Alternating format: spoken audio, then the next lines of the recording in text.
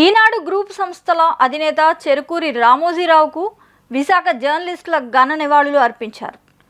STV channel executive editor Satyanarayana Raju, Vision దినపత్రిక bureau Ravikanth ఆధ్వర్యంలో విశాఖ పౌర గ్రంథాలయంలో సోమవారం రామోజీ సంతాప సభ నిర్వహించారు.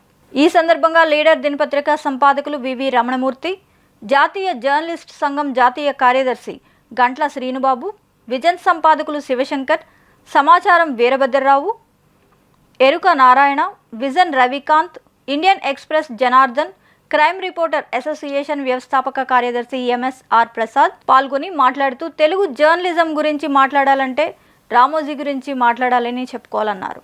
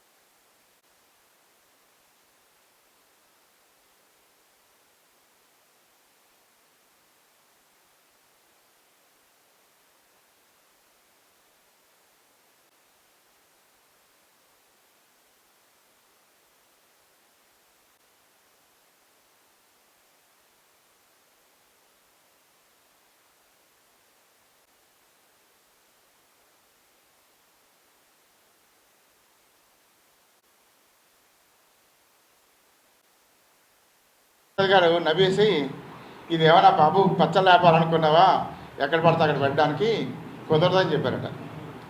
అట్లాగా ఆయన మైండ్లో మాత్రం ఉండిపోయింది, ఇది ఎలాగైనా విశాఖపట్నంలో ఎడిషన్ పెట్టాలి, పెడితే విశాఖపట్నం ఈ చుట్టుపక్కల ప్రాంత బరంపురం వరకు పత్రికని సకాలంలో అందించవచ్చు అనే ఆలోచనతో ఆయన ముందడుగు వేసి విశాఖపట్నంలో ఈనాడు పత్రికా కార్యాలయాన్ని ప్రారంభించడం జరిగింది. అయితే ఏదైతే రామోజీరావు గారు అధ్యయనం చేసి దాన్ని ఏమనుకున్నారో అది కార్యరూపం దాల్చేసరికి అనుకున్న దానికన్నా ఎక్కువ స్పందన లభించింది ప్రజల నుంచి. అప్పటికేంటి ఈనాడు అనేది ఒక వర్డ్ ఎవరికి అలవాట్లేని వర్డ్. అంతవరకు ఆంధ్ర అనే పేరుతోనే పత్రికలు ఉన్నాయి. ఆంధ్రపత్రిక, ఆంధ్రప్రభ, ఆంధ్రజ్యోతి అని ఆంధ్ర అనే పేరుతోనే ఉన్నాయి.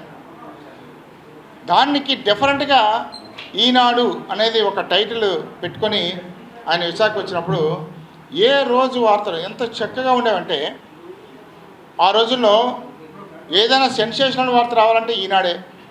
ఇంకొకటి ఏంటంటే ఈనాడులో వస్తేనే అది వార్త, ఈనాడులో వస్తేనే అది వార్త, కానీ ఈనాడులో రాకపోతే అది వార్తే కాదు.